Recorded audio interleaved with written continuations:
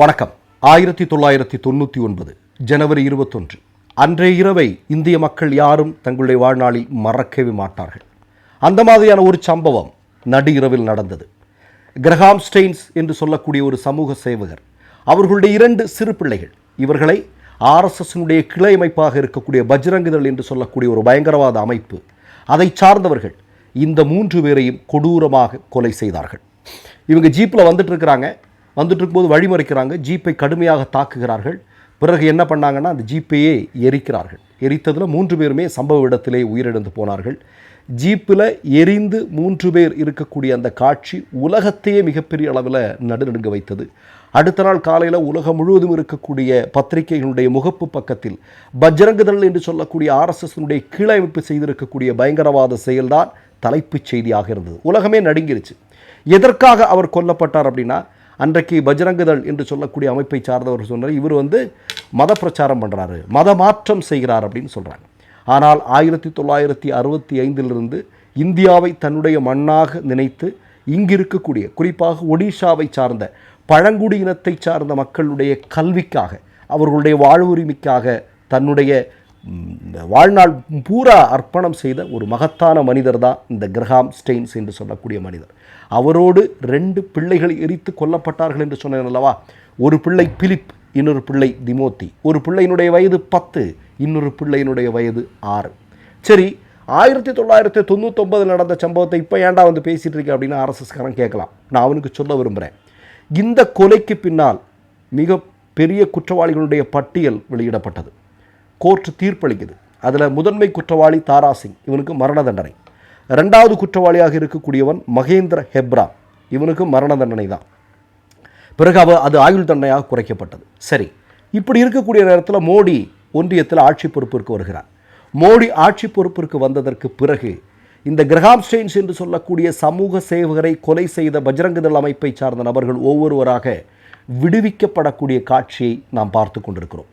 இப்போது இந்த மகேந்திர ஹெப்ராம் என்று சொல்லக்கூடியவன் நேற்றைய தினம், உங்களுக்கெல்லாம் தெரியும், ஈஸ்டர் இந்தியா முழுவதும் உலகம் முழுவதும் எல்லாரும் கொண்டாடிட்டு இருக்கக்கூடிய இந்த நேரத்தில் இந்த கிரஹாம் ஸ்டெயின்ஸ் என்று சொல்லக்கூடிய சமூக சேவகரை கொடூரமான முறையில் கொலை செய்த பஜ்ரங்தள் அமைப்பை சார்ந்த மகேந்திர ஹெப்ராம் என்றவன் சிறையிலிருந்து விடுதலை செய்யப்படுகிறான். அவனை பஜ்ரங்தள் ஆர்எஸ்எஸ் அமைப்பை சார்ந்தவன் எல்லாம் போயிட்டு மாலை போட்டு அவன் ஏதோ சுதந்திர போராட்டத்தில் பங்கெடுத்தது மாதிரி மிகப்பெரிய கொண்டாட்டத்தில் இருக்கிறார்கள்.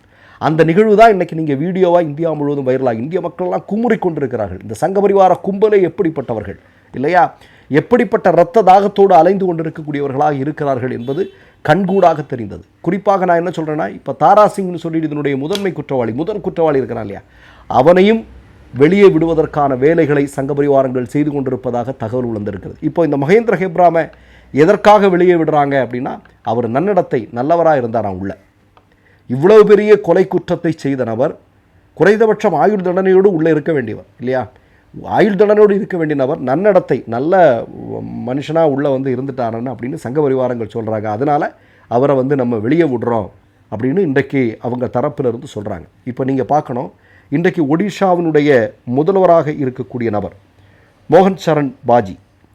இந்த மோகன் சரண் மாஜி எம்எல்ஏவாக இருக்கக்கூடிய நேரத்திலேயே சட்டமன்றத்திலேயே இந்த 2 பேருக்குமாக, தாரா சிங் அதே மாதிரி மகேந்திர ஹெப்ராம் என்று சொல்லக்கூடிய 2 பயங்கரவாதிகளுக்கு ஆதரவாக இவங்களை வெளியே விடணும் அப்படின்னு சொல்லிட்டு தொடர்ந்து பேசி கொண்டிருந்தவர் தான். அவர் இன்னைக்கு ஒடிஷாவினுடைய முதல்வர் பொறுப்பிற்கு வந்திருக்கிறார். இவர் வந்ததுமே உடனடியாக இந்த மகேந்திர ஹெப்ராம் என்று சொல்லக்கூடிய நபர் விடுதலை செய்யப்பட்டிருக்கிறார். நான் இந்த இடத்துல ஒரு செய்தியை சொல்ல விரும்புகிறேன். சில வருடங்களுக்கு முன்பு இதே ஒப்பான ஒரு செய்தி குஜராத்திலிருந்து வெளியானது. அதாவது நமக்கு தெரியும், குஜராத்தில் ஒரு மிகப்பெரிய இனப்படுகொலை ஆர்எஸ்எஸ் சங்க பரிவாரங்களால் அங்கே கட்டவிழ்த்து விடப்பட்டது. அதனுடைய தொடர்ச்சியாக ஏராளமான பெண்கள் சூறையாடப்பட்டார்கள், கர்ப்பிணி பெண்கள் உட்பட இல்லையா. அப்படி ஒரு மிகப்பெரிய குற்றத்தை செய்தவன் சிறையிலிருந்து அவனுடைய காலம் முடிவதற்கு முன்னாடியே விடுவிக்கப்படக்கூடிய காட்சி கோர்ட்டு கூட அதிர்ச்சி அடைஞ்சிருச்சு. என்னடா நடக்குதுங்க, குஜராத் கோர்ட்டில் என்ன நடந்துகிட்டு இருக்குது அப்படிங்கிறது அவங்க அதிர்ச்சியாக அன்றைக்கு பார்த்த சம்பவம் நடந்தது. கொலை செஞ்சுட்டு வர்றவனை ஆர்எஸ்எஸ்காரன் போய் லட்டு கொடுத்து மாலை போட்டு வரவேற்கக்கூடிய காட்சியை பார்த்தோம்.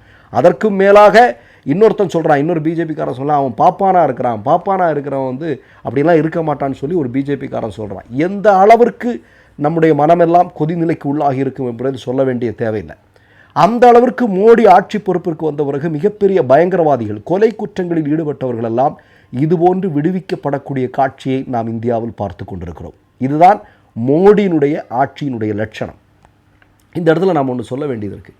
ஒரு பக்கம் கிறிஸ்தவ பாதிரியாளர்களை போய் காலில் விடுறது, அவங்களுடைய வாக்குகளை வாங்குவதற்காக, அந்த மக்களுடைய வாக்குகளை வாங்குவதற்காக நாடகங்கள் நடத்துவது, மறுபுறம் கிறிஸ்தவ பண்டிகைகள் நடக்கக்கூடிய நேரங்களில் கிறிஸ்தவ மக்களின் மீது மிகப்பெரிய தாக்குதல் நடத்துவது, கிறிஸ்தவ மதத்தை சார்ந்த சமூக சேவகர்கள், அவர்கள் மதம் பார்த்து சேவை செய்யக்கூடியவர்கள் அல்ல, அவர்கள் எல்லோருக்கும் எல்லாம் செய்ய வேண்டும் என்பதற்காக அவர்கள் இங்கே இருக்கிறாங்க, அப்படிப்பட்டவர்களை மதமாற்றம் செய்கிறார்கள் என்கிற பெயரில் கொடூரமான வன்முறைக்குட்படுத்துவது, அவர்களை கொலை செய்வது, இதை தொடர்ந்து செய்து கொண்டிருக்கக்கூடிய காட்சியை பார்க்கிறோம் இல்லையா? சமீபத்தில் கூட உங்களுக்கு தெரியும் எத்தனை பாதிரியாளர்கள் மீது கொலைவெறி தாக்குதலை சங்க பரிவாரங்கள் நடத்தினார்கள். காவல்துறை பார்த்து கொண்டிருக்கக்கூடிய நேரத்தில் இதெல்லாம் இந்தியாவில் நடந்து கொண்டிருக்கிறது. மோடியினுடைய ஆட்சி நடந்திருக்கு. ஆனால் மோடி என்ன பண்ணுறாரு? கேரளம், கோவா மாதிரியான இடங்களில் கிறிஸ்தவ பாதிரியாளர்களுடைய காலில் RSS காரமெல்லாம் போய் விழுறான் இல்லையா? மாதாவிற்கு, மேரி மாதாவிற்கு தங்கத்திலான கிரீடத்தை செஞ்சு கொடுக்குறான் இல்லையா? இதெல்லாம் அந்த நாடகத்தை எல்லாம் இவன் அரங்கேற்றி கொண்டிருக்கிறான். ஏன்னா அங்கேயெல்லாம் கிறிஸ்தவ மக்களுடைய வாக்குகள் இருந்தால் தான் வெற்றி பெற முடியும். இப்போ திருச்சூரில், கேரளாவில் ஒருத்தர் பாராளுமன்ற உறுப்பினராக பாஜக கட்சியை சார்ந்தவர் தேர்ந்தெடுக்கப்பட்டார். அவர் எப்படி வின் பண்ணார்? 54,000க்கும் அதிகமான கிறிஸ்தவ மக்களுடைய வாக்குகளை வாங்கி. நான் இந்த இடத்துல கிறிஸ்தவ மக்களுக்கும் கிறிஸ்தவ மக்களுடைய பிரதிநிதிகளாக இருக்கக்கூடிய பாதிரியார்களுக்கும் ஒரு செய்தியை நான் சொல்ல விரும்புகிறேன். நீங்கள் RSSஐ ஆதரிக்கிறீர்கள் என்றால், நீங்கள் பாஜகவை ஆதரிக்கிறீர்கள் என்றால், அது ஒரு மிகப்பெரிய ஆபத்து அப்படிங்கிறத நீங்கள் நல்லா புரிஞ்சுக்கணும் இல்லையா? உங்களுக்கெல்லாம் ஒரு செய்தியை சுட்டிக்காட்ட விரும்புகிறேன்.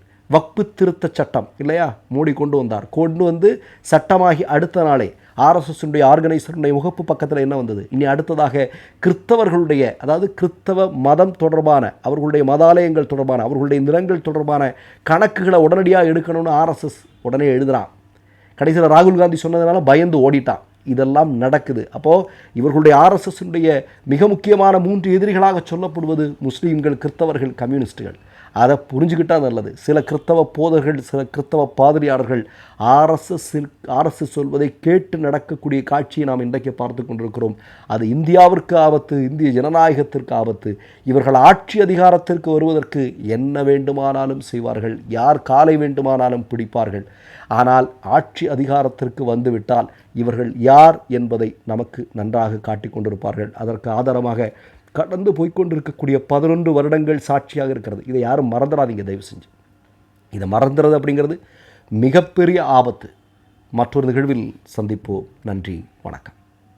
மை நேம் இஸ் ரெட் சேனலை சப்ஸ்கிரைப் பண்ணிக்கோங்க. அதுக்கப்புறமா பக்கத்தில் இருக்கிற ஜாயின் பட்டனை கிளிக் பண்ணீங்கன்னா ஒரு நியூ பேஜ் ஒன்று ஓப்பன் ஆகும். அதுலேயும் ஜாயின் பட்டனே கிளிக் பண்ணிக்கோங்க. அதில் பார்த்தீங்கன்னா credit R debit card options இருக்கு. இதில் உங்களுக்கு விசா, மாஸ்டர் கார்டு, ரிப்பே அப்படின்னு 3 ஆப்ஷன்ஸ் கொடுத்துருக்காங்க.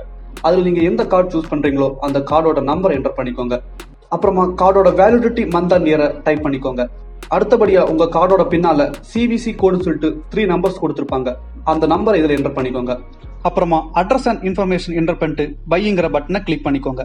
ஒருவேளை உங்க கார்டு நம்பர் இன்வாலிட்னு காமிச்சிச்சுன்னா உங்க கார்டுல இன்டர்நேஷனல் யூசேஜை எனேபிள் பண்ணுங்க.